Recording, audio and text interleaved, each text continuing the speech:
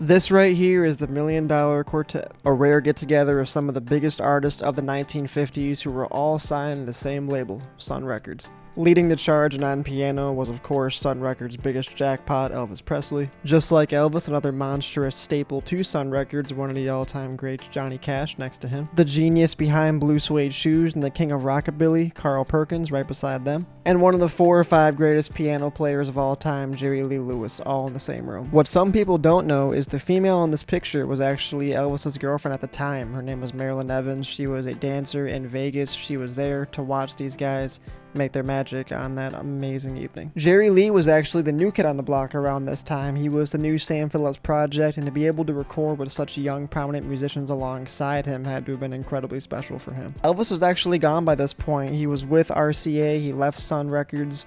It just happened to be coincidental that he walked in one day and Carl Perkins, Jerry Lee Lewis, and Johnny Cash all happened to be in the same area. Johnny Cash stated in his book that not even Elvis wanted to follow Jerry Lee after he was done pounding on the piano. He just was so good at such a young age. 30 years later, and nearly a decade after Elvis Presley passed away, Roy Orbison teamed up with Jerry Lee Lewis, Johnny Cash, and Carl Perkins to complete an album entitled Class of 55 in the same building that the original $1 Million Quartet had recorded in.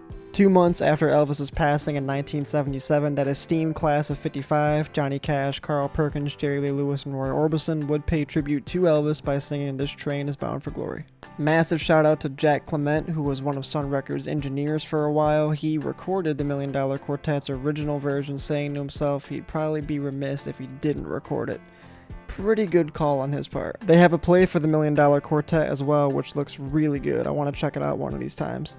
They had the 2006 release of the $1 Million Quartet, the complete 47-song album on Spotify for those that are interested. Amazon has some copies as well, but if you have Spotify, definitely recommend checking it out. It's got so much content. It's hard to see it from this angle, but if you can see past that bush in front of Sun Studio in Memphis is that original picture of all 4 men, and if you go inside, I've seen some videos of it. It's just everywhere in there as well. I need to go there one day. It's definitely a bucket list thing for me. One of the greatest, if not the greatest, jam session in the history of music, the $1 Million Quartet.